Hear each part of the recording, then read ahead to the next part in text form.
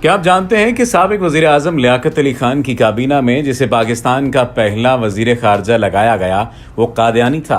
सदर अयूब खान और फिर जुल्फकार अली भुट्टो के साइंसी एडवाइजर रहने वाले नोबेल इनाम याफ्ता साइंसदान डॉक्टर अब्दुल सलाम कितने कट्टर और मुतअस्सिब किस्म के कादियानी थे। क्या आपके इल्म में है कि कौन कौन से पाकिस्तानी बिजनेसमैन और अरबपति सेठ हैं जो कादियानी मजहब के पैरोकार हैं।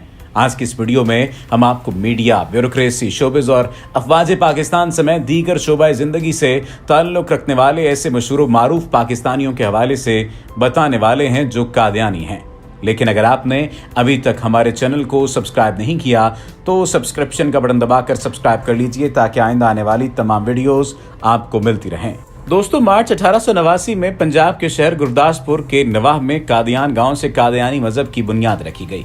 तब से मिर्जा गुलाम अहमद के पैरोकारों को अहमदी मुस्लिम कहा जाता है, तो दूसरी जानिब उलमा कराम ने कादियानियत को गैर इस्लाम कहते हुए मोर्चे संभाल लिए। क़याम पाकिस्तान के बाद 1953 की तहरीक ख़त्म नबूवत ने एक बार फिर कादियानी मजहब को हाईलाइट किया। इस दौरान फसादात में कई कीमती जानें ज़ाया हुई और लाहौर शहर में पहली बार मार्शल लॉ तक नाफिज करना पड़ा।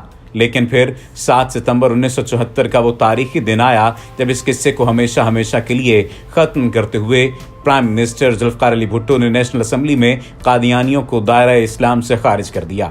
पाकिस्तानी शरीयत रखने वाले वो कौन से लोग हैं जो कादियानी हैं, आइए जानते हैं। पहले नंबर पर हैं सर ज़फ़रुल्लाह खान। चौधरी सर ज़फ़रुल्लाह खान मशहूर डिप्लोमेटिक कानूनदान और पाकिस्तानी सियासतदान थे। अंग्रेज सरकार की जानिब से सर का टाइटल दिया गया और वो 1947 तक फेडरल कोर्ट ऑफ इंडिया के जज भी रहे। दोस्तों, सैयद अताउल्लाह शाह बुखारी की वीडियो में आपको बताया गया था कि 1937 के इलेक्शन में सियालकोट के हल्के में ऑल इंडिया मुस्लिम लीग के सर ज़फ़रुल्लाह के भाई चौधरी असदुल्लाह को टिकट दिया गया।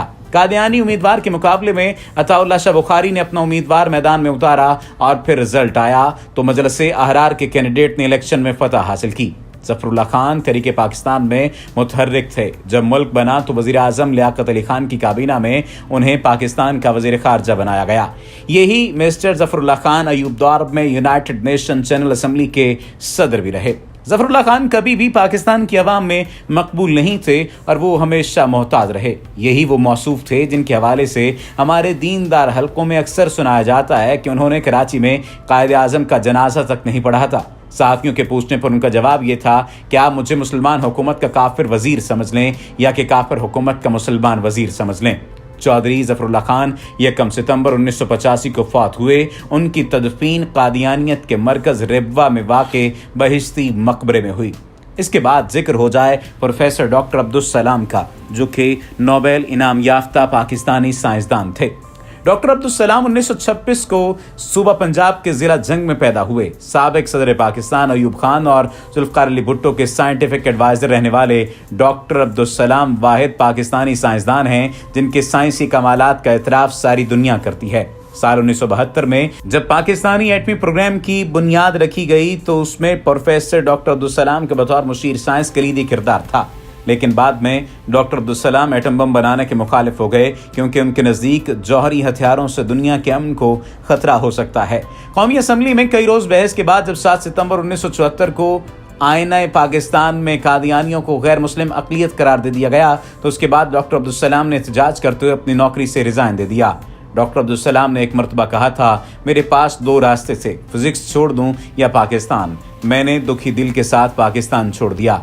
डॉक्टर अब्दुल सलाम आलमी शोहरत के हामिल साइंसदान तो थे ही, लेकिन वो एक कट्टर मजहबी जहन भी रखते थे। वो मिर्ज़ा नासिर साहब के हुक्म पर 1966 से लेकर अपने मरने तक कादियानी जमात के ओहदेदार रहे। याद रहे, कादियानी मजहब के पैरोकार फर्जंद अहमदियत के नाम से पुकारे जाते हैं। डॉक्टर मुजद्दद अहमद एजाज डॉक्टर अब्दुल सलाम की तरह उनके कज़न भी यानी डॉक्टर मुजद्दद अहमद एजाज भी मशहूर साइंटिस्ट थे। उसने नए आइसोटॉप दरियाफ्त किए। वो बतौर साइंसदान इन पाकिस्तानी जौहरी तवानाई कमीशन में खदमात सर अंजाम देते रहे।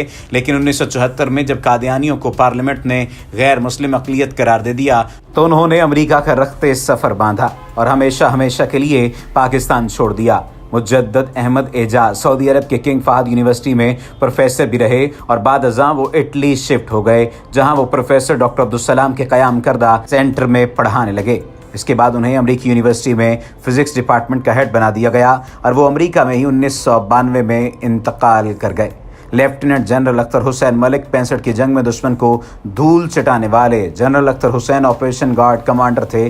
65 کی پاک بھارت جنگ میں کشمیر کے محاذ پر انہوں نے دشمن کو مار بھگایا اور پھر پیش قدمی کرتے ہوئے مقبوضہ کشمیر میں چھم کا علاقہ فتح کیا۔ ان کی پیشہ ورانہ صلاحیتوں کے صلے میں انہیں ہلال جرت سے بھی نوازا گیا۔ بعد ازاں صدر ایوب خان نے اختر حسین ملک کو سینٹر میں ڈپلائڈ کرتے ہوئے ترکی بھیج دیا۔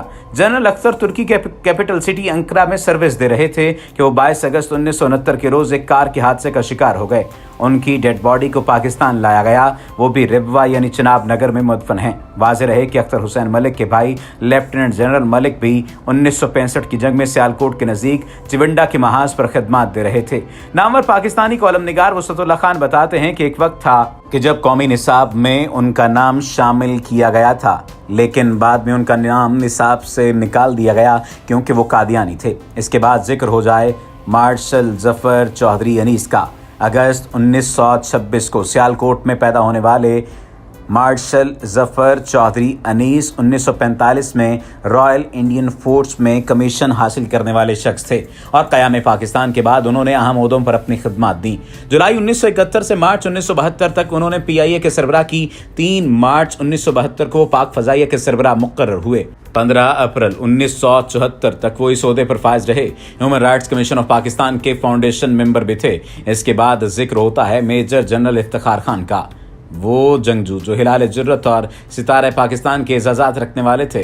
میجر جنرل افتخار جنگجو نے 1965 اور 1971 کی جنگ میں پاکستان کے لیے خدمات سر انجام دیں۔ 1971 کی جنگ کے دوران جموں کشمیر میں تھم کے محاذ پر ہیلی کاپٹر تباہ ہونے سے ان کی موت واقع ہوئی اور ان کے بھائی اعجاز احمد خان جنگجو بھی پاکستانی فوج میں جرنیل کے عہدے پر فائز رہے۔ اس کے بعد ذکر ہو جائے مرزا مظفر احمد قادیان کا۔